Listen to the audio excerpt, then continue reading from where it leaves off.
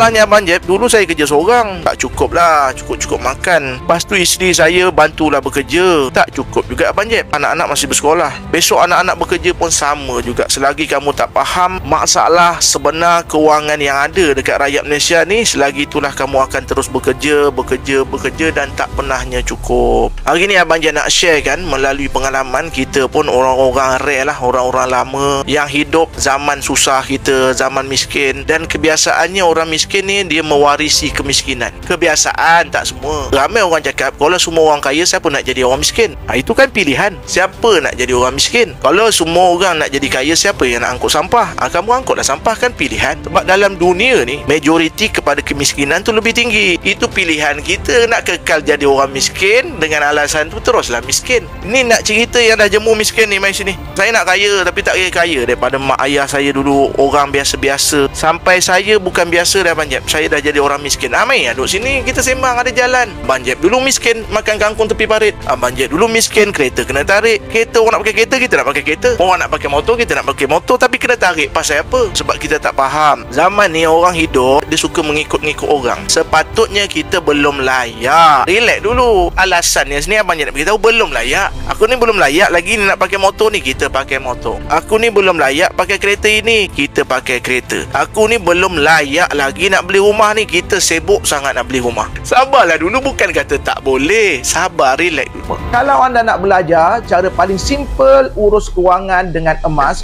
follow saya sekarang. Nak mula buka akaun Public Gold dengan RM100 sahaja? Jangan biarkan duit anda lesap setiap tahun. Klik link di bio untuk daftar akaun Public Gold sekarang. Jadikan tahun ini titik perubahan untuk kewangan yang lebih bijak.